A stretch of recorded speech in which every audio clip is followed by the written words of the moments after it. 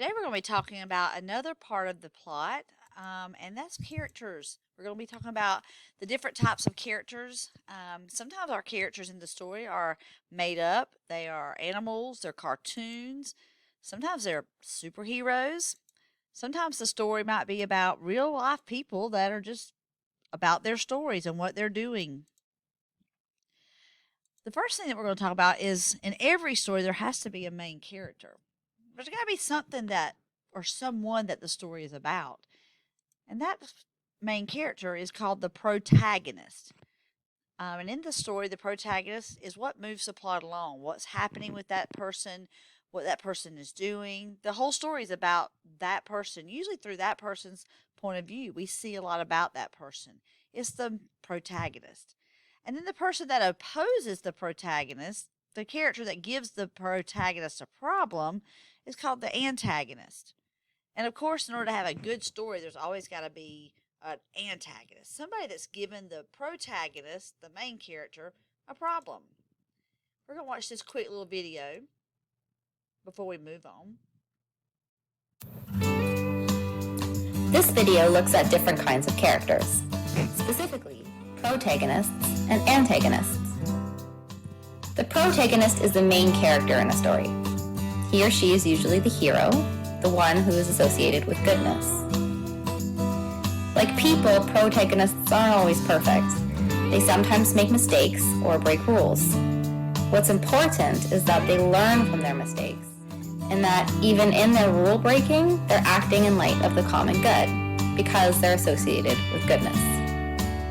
Harry Potter, for example, makes mistakes and breaks rules all the time, but he does so to help others or save others from harm. Likewise, Katniss from the Hunger Games breaks rules. She goes into the forest to hunt, but she does that to feed her family. Antagonists, on the other hand, are the bad guys. They're the villains who directly oppose the protagonist.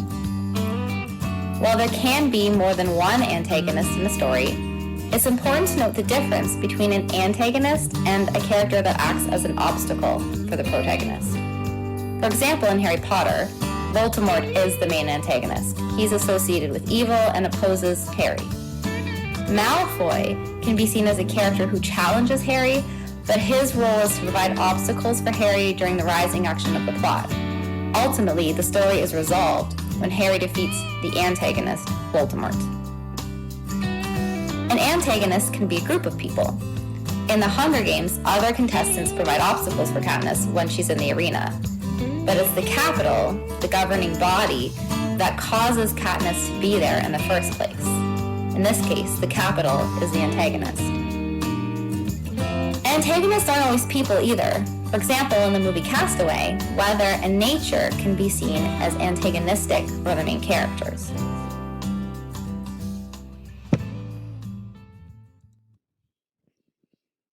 All right, so you can see a lot of different things about protagonists and antagonists, but we've got to have both of them in order to make up the story. So we're going to do just a couple little examples here. With Cinderella, of course, we know she's the main character because the story is called Cinderella. And the person that gives her the problem, that opposes her and gives her all the difficulties that she faces, would be the stepmother who opposes her. The stepsisters give her problems. There are other things that happen to her, but the stepmother is the antagonist for Cinderella.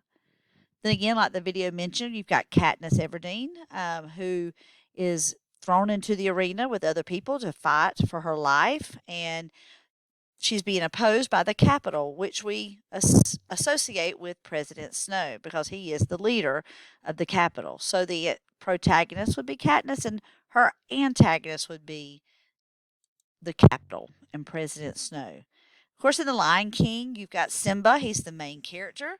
The whole story is about his life and his life cycle and what happens to him. And the one that gives him the most problems, of course, is Scar. Scar opposes him, kills his father, and the whole movie, Simba's trying to regain control, and he's opposed by Scar. Then we also have the Karate Kid, who is just an ordinary boy that wants to learn karate. But then throughout the movie, he is opposed by this guy who wants to keep him from being successful and ends up at the very end coming in the climax of the movie, they have to face off with each other. So again, you've got the Karate Kid who's the protagonist, and the guy that gives him a problem and opposes him would be our antagonist. Then, of course, in The Wizard of Oz, we have Dorothy, who just wants to go on an adventure. And throughout the movie and throughout the book, the Wicked Witch of the West is the one who gives her problems and tries to stop her. That would be the antagonist. Now, something that's not the norm, sometimes the protagonist is actually not very good. And so in this particular case, this protagonist here is not what we normally associate with protagonists, the good guy. So the whole story of the Grinch is about his journey. So the antagonist for the Grinch, we would have to say, is Cindy Lou Who. She's the one that wants to see the Grinch changed. She sees the good in the Grinch. And so we would normally think that Cindy Lou Who would be the protagonist, but she's not. She's actually the antagonist who's opposing the Grinch. Another antagonist in that story could actually be the Grinch himself. He has to deal with his inner feelings and his inner emotions. So the protagonist would be the Grinch. The antagonist could be seen as Cindy Lou Who, who's trying to make him into a better person, or it could actually be the Grinch himself, who's the antagonist. That's a little deep, but that is part of characterization. So we can say the protagonist is the main character in a story, but not always the good guy. The antagonist is the character opposing the protagonist, but it's not always the bad guy.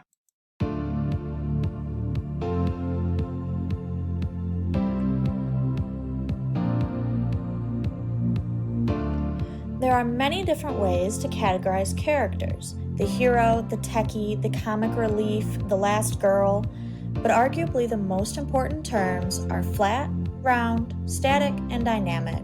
Most stories are going to have a mix of all four, so it's a good skill to be able to identify them. Flat characters. They are exactly what they sound like: flat. It means they can be summed up in a few traits. It is the Wicked Witch in The Wizard of Oz. She is, well, wicked. Designation Jazz. This looks like a cool place to kick it. The characters are there for one reason: push the plot along and fulfill an archetype or a trope.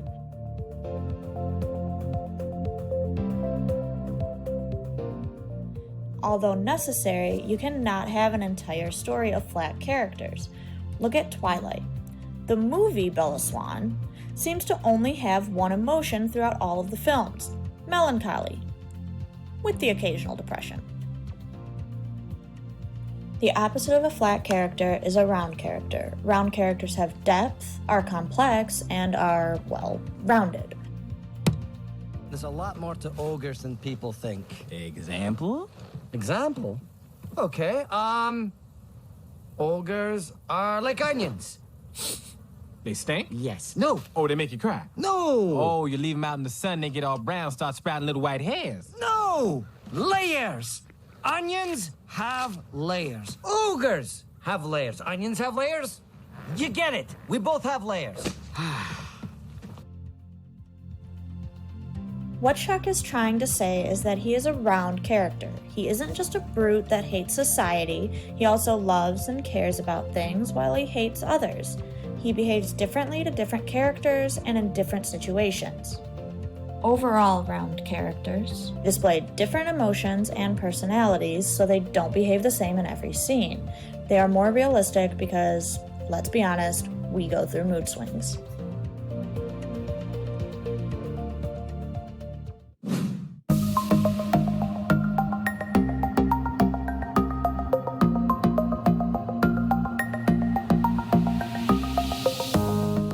Dynamic characters develop or change in personality or opinions throughout the story. They learn a lesson or undergo some trauma that fundamentally changes who they are. Tony Stark. He goes from carefree party boy to an existential crisis after being kidnapped and ultimately decides to change his entire business model. I saw young Americans movies show Tony primarily as an overly confident billionaire that acts however he chooses in the moment. Then the whole alien invasion happens, enter Iron Man 3. He spends most of the film suffering from PTSD and the overwhelming anxiety that comes from feeling helpless. This change paints him as a dynamic character. The opposite of dynamic is static. A static character does not change at all throughout the story. C-3PO is always C-3PO. SpongeBob is always SpongeBob. Malekith, well, he's Malekith. Static characters are often necessary to push the plot along and highlight the development of the main character. It's why we often see the "you've changed" speech from the best friend. So there you have it. The 4 character aspects that will help you get through that literary analysis that you've probably been putting off all week. So let's review for just a second. A flat character is a character that only shows a single personality trait. We usually don't know much about them, and their actions do not really affect the plot. Examples of flat characters are like Cinderella's stepsisters, Mr. Krabs from SpongeBob, Randall from Monsters, Inc., and Crush from Finding Nemo. They're in the story. They play a pretty good part, but they're just flat. We only see one side of their personality. Whereas a round character is a character that shows several sides to their personality. They're complex, like real people, like us. Some examples of round characters are like Nemo and Marlin from Finding Nemo. We see them scared. We see them being brave. We see them being stubborn, hard-headed. We also see them being funny. We see them being caring, loving, compassionate. So we see all different sides of their personality. Then Simba, we see that he, at the beginning, is very childish, childlike, innocent. Then, of course, the tragedy of losing his father and being run off by Scar and convinced it was his fault. Then he goes through a time of just wanting to be himself, Hakuna Matata, just enjoy the day. And then he transforms into a completely different lion. He becomes the leader that he was always supposed to be. Then we've got Belle from Beauty and the Beast. We see her being shy, sweet, innocent, loves to read books, calm, laid back, but then she also stands up to the Beast. She's not afraid of the Beast. We see how she loves and has compassion for the Beast and how she's loving towards her father. And we see her as different sides of her character. So for today, we've talked about flat characters and round characters, the protagonist and the antagonist, and that's all we're going to talk about today for characterization.